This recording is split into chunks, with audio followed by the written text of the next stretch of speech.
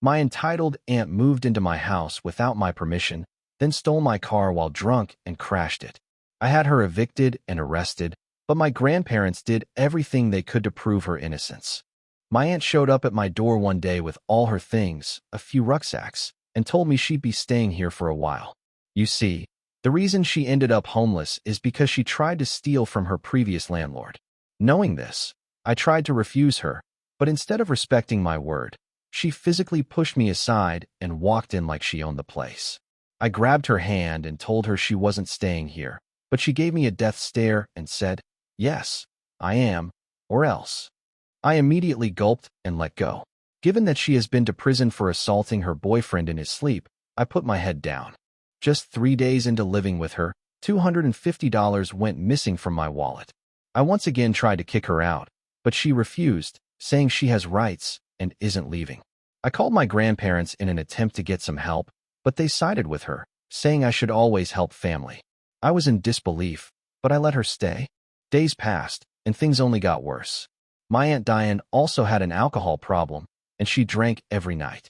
She emptied out bottles of wine that weren't hers to begin with. I wasn't even much of a drinker, but she'd somehow found a stash I'd kept for special occasions. Most mornings, the living room reeked of alcohol, and I'd find her passed out on the couch with crumbs from whatever snack she had raided from my pantry. She never asked if she could eat anything, of course. Diane had this way of assuming she was owed everything of mine just because she was family. Then came the constant complaints. She didn't like the towels I gave her. My pillows weren't fluffy enough. She didn't approve of the soap I used in the bathroom. Everything was wrong, and she never hesitated to let me know. Then she had the nerve to start inviting people over. One night, I came home to find 2 of her old friends, who were also drunk, lounging in my living room like it was some kind of party. Diane was laughing loudly, completely unaware or maybe just indifferent to the fact that I was standing there fuming. She told me to make myself useful and buy them some more gin. At that point, I was seriously losing my patience, but every time I thought about kicking her out, I knew my grandparents would be mad at me and give me this "she's family, be compassionate" speech again. If she was family and they wanted her to have a place to stay, they should let her stay with them and see if they still felt the same way. Diane was treating me like a doormat. I tried to keep telling myself that maybe things would get better if I just held out a little longer, but I wondered how much longer I would have to wait. I woke up one morning, about 2 weeks after she'd forced herself into my house, and my necklace, my mother's necklace, was gone.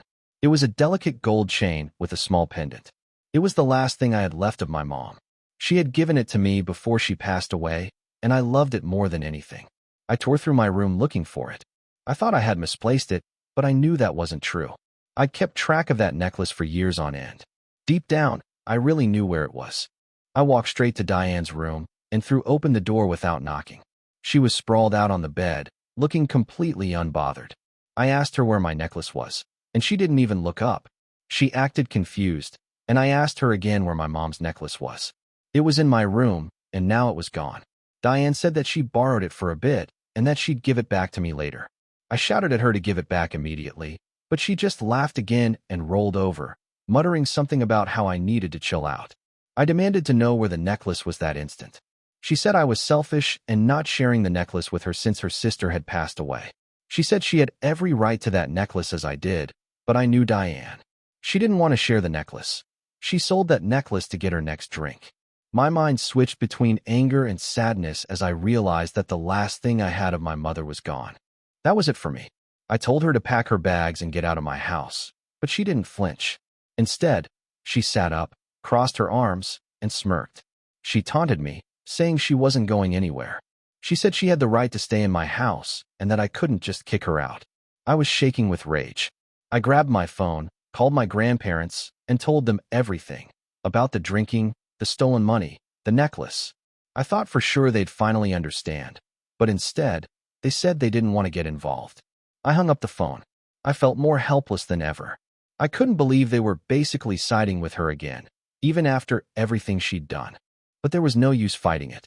I told her that this was the last straw and that if she didn't leave, then I would call the police on her. Suddenly, something changed in her eyes. She stood up abruptly and walked to the door.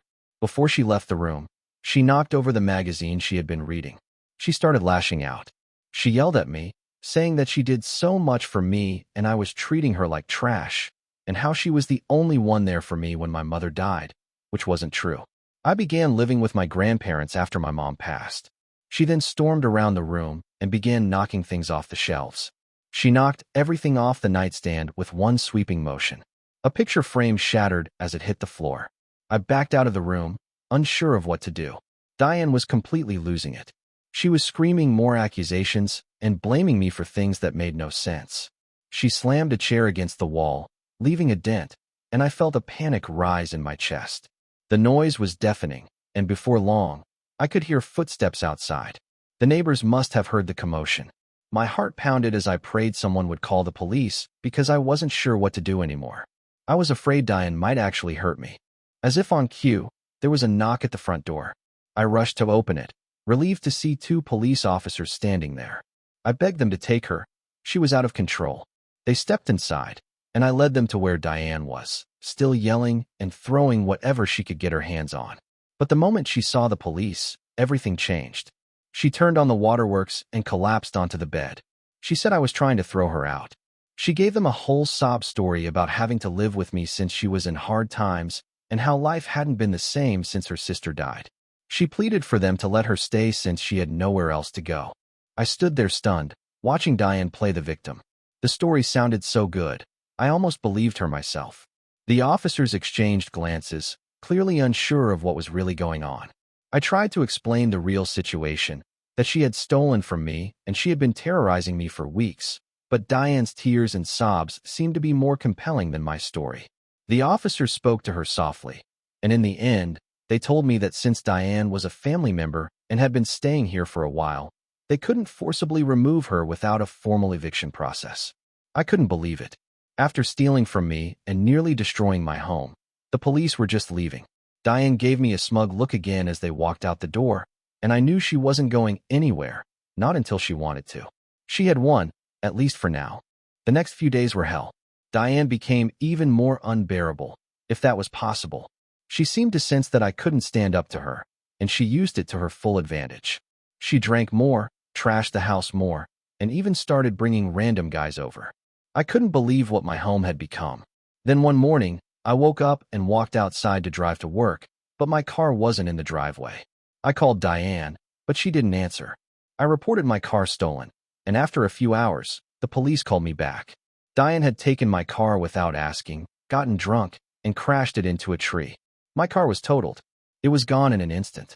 I was furious. I didn't even go to the scene. I let the police deal with it. Diane was arrested for DUI and vehicle theft, and for a brief moment, I felt relief. I knew now I could finally get rid of her. But of course, my grandparents called me to bail her out. I don't know what story she gave them, but they made it seem like I was the one responsible and needed to be there for her in her time of need. I told them if they wanted her out of jail so badly, then they could bail her out. She was their kid, not mine. They ended up bailing her out. The next morning, Diane showed up at my door again. She didn't even apologize for what she'd done. Instead, she acted like it was no big deal. She told me not to worry and that she'd pay me back. Meanwhile, I was using a rental car from my insurance company to get to work. I told her she wasn't welcome in my house anymore and that she needed to find somewhere else to go, but she refused. She planted herself on my front porch and started shouting at me. She made a scene for all my neighbors to see. People started coming outside and watched the commotion. I was humiliated. I couldn't believe this was happening, and once again, I gave in. I let her back inside just to make the chaos stop. No matter what Diane did, no matter how much damage she caused, my grandparents would always take her side, and as long as they did, she'd never leave. She knew it, and I knew it. A few days after Diane's explosive tantrum, I came home from work to find my house practically empty. As I walked through the house, I noticed a few things missing. The small TV I kept in the guest room was gone, along with the expensive headphones I used for work. Diane had pawned almost everything valuable I owned. My electronics, jewelry, and even the kitchen appliances were gone. I stormed into the living room, where Diane sat on the couch. I asked her where my stuff went, and she played dumb at first. She then explained the reason she pawned it was because she needed the cash for a few things. She waved me off like I was being ridiculous. She said that she'd pay me back with interest, and there was no reason to worry. I told her to get out of there immediately and that I was calling the police on her again. Diane rolled her eyes. She had no intention of leaving. I went to grab my phone for the police, and that's when she ran to me and begged for forgiveness. She said that I'd never have to see her again if I let her go this last time, and I prayed she'd keep her word this time. I decided not to call the police and threw her out. Diane then called our grandparents to tell them her side of the story. They actually threatened to take me out of their will if I didn't help Diane. I told them that she had one more time to pull a stunt like that before I'd send her to jail and throw away the key.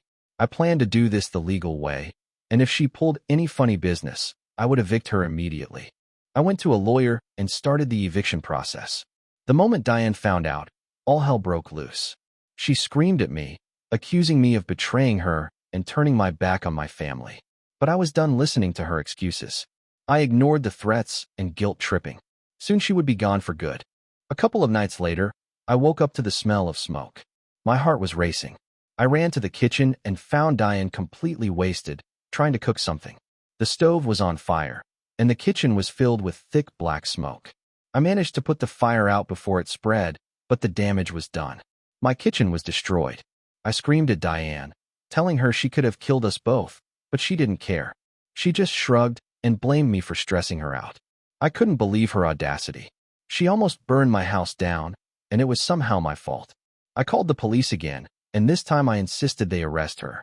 The moment the police slapped the handcuffs on Diane, she completely lost it. Diane was taken away, still screaming about how I was ruining her life, but I didn't care anymore. Part of me couldn't believe it had come to this, but another part of me felt relieved it was finally over. But of course, nothing was ever that simple. The next day, my grandparents stormed into my house. They told me I was tearing the family apart and that I needed to apologize to her. That was the last straw for me. I told them I was done with all of them. I blocked their numbers, cut off contact, and decided to move on with my life without their toxic influence. Diane was sentenced to prison for arson and endangerment, and I immediately got a restraining order against her. I haven't spoken to her or my grandparents since. It was hard, but I knew I had to do it. They were never going to change, and I couldn't keep letting them ruin my life.